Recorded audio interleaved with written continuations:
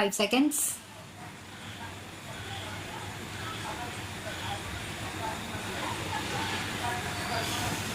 Mr. Deputy Chairman, sir, before I deal with all the issues themselves and the statement made by the Home Minister, I would like to express my deep admiration for the person who has unearthed all these facts which are the subject matter of the discussion today.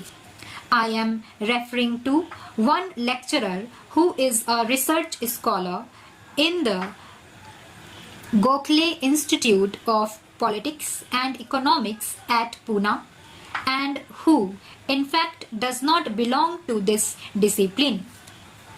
He is basically a scholar who studies agrarian legislation, and it is by chance that in the course of his own efforts in the field of agrarian legislation, he discovered that there are laws relating to agrarian matters in the state of Bihar which have been enforced through ordinances, not once, not twice, not thrice, but scores of times, and not for a period of 6 months or 8 months or 1 year or 2 years, but to the extent of 13 years without the law being referred to the legislature at all. And it is then that he pursued this matter and came up with this treatise, which is called the Repromulgation of Ordinances, a fraud on the Constitution of India. I have not seen any book dealing with a drab, dull subject of this kind during the last many years which has received such reviews from every important paper and journal in the country. Everyone has said that this particular work that he has done is a signal services done towards the defense of the Constitution. The case of constitutional integrity has been admirably served by this gentleman by unearthing and revealing all these facts. Before I would deal with the facts and come to the point, I would like to say that listening to the minister, I felt extremely disappointed. The first half page of his statement add up to nothing else but a summary of the constitutional position and the provisions with which we are quite familiar. Everyone knows them. The substantial part of his statement comes in para 3, in which the government of India has virtually justified and agreed in whatever has been done. This is not a matter in which parties are involved. This should not be made a matter of partition or political recrimination or fault finding.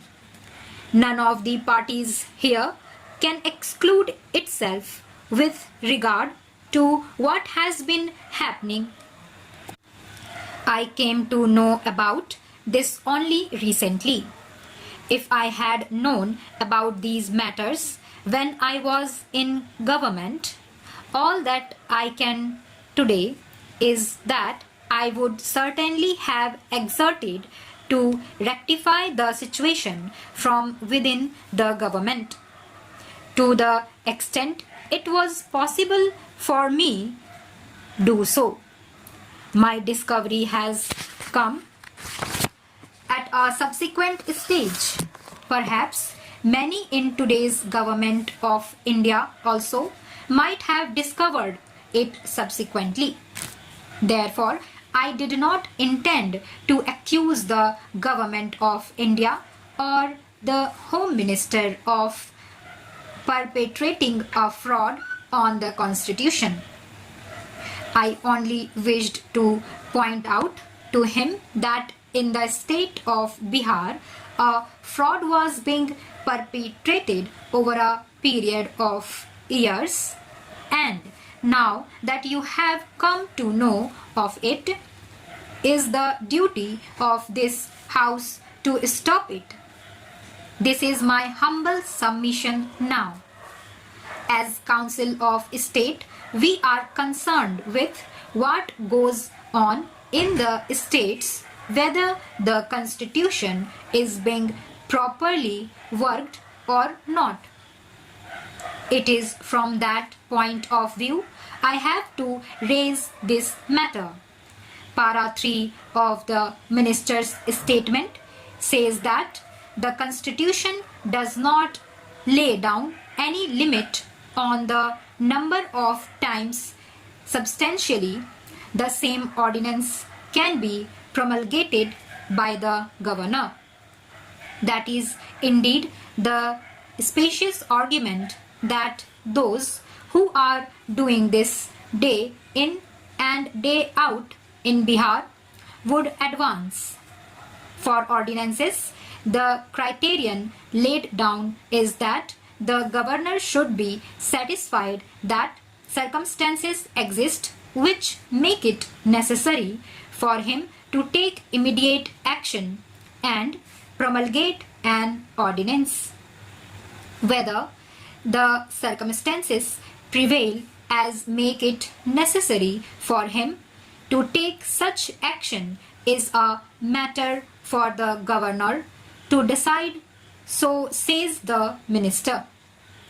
This means that virtually we have told them that what you are doing is within the ambit of law. You do what you want. We are not going to interfere. Then comes the fourth para about the matter where the government of India has the authority to intervene. In this, he concludes with a very pious statement that when substantially the same ordinance is sent repeatedly by the government of the state for instructions of the president, the state government is advised to take action to convert it into an act at the earliest. Now, let us understand what is the nature of the fraud. So far as this treatise is concerned, it has dealt with every aspect of it. Even the modus operandi has it is done that has been laid bare.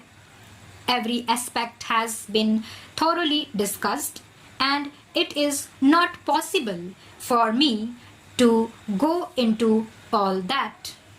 Stop.